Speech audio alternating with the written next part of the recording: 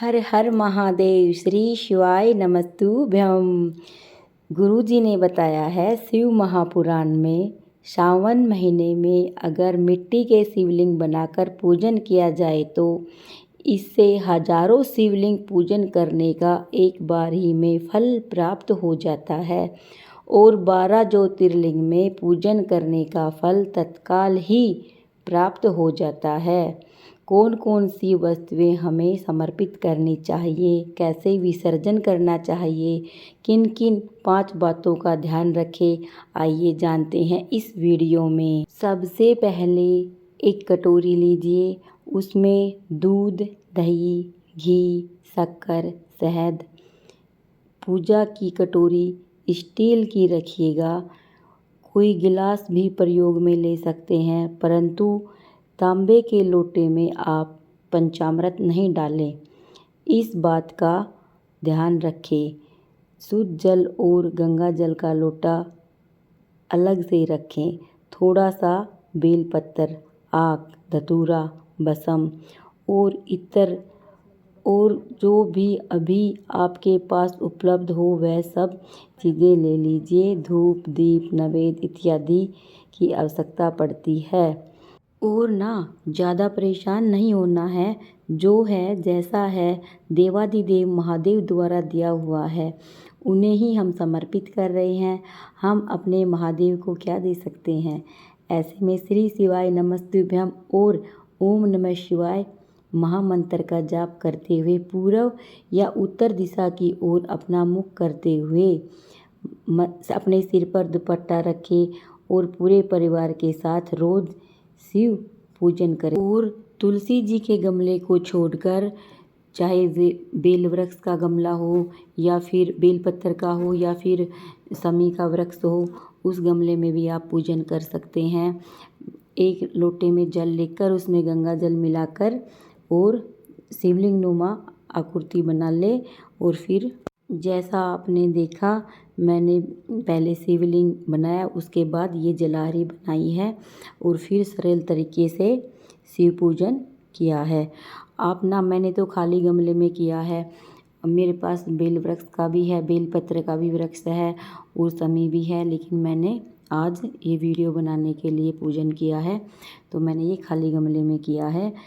याद रखें, तुलसी जी के गमले में शिव पूजा नहीं होती है। बेल वृक्ष हो या फिर शमी का हो या और कोई गमला हो जिसमें देव वृक्ष लगे हों, उसमें आप ये पूजन कर सकते हैं।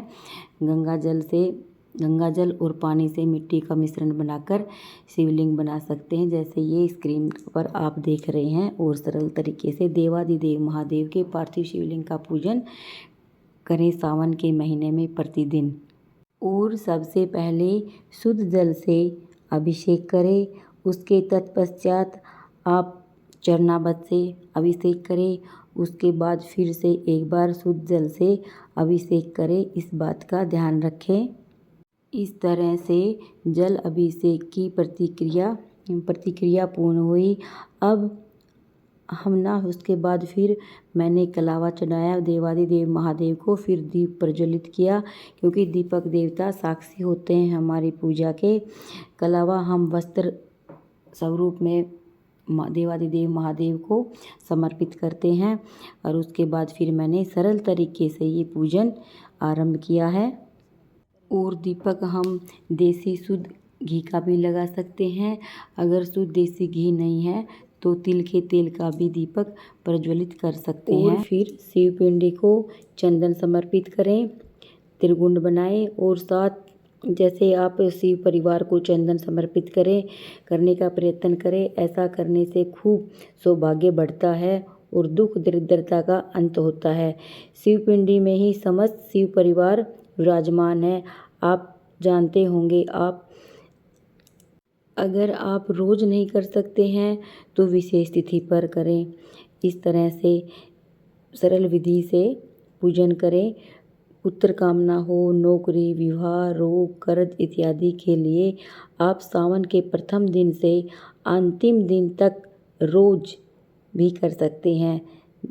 देव देवता और दीपक देवता को भी रोली, चंदन, कुमकुम, अक्षत समर्पित करें।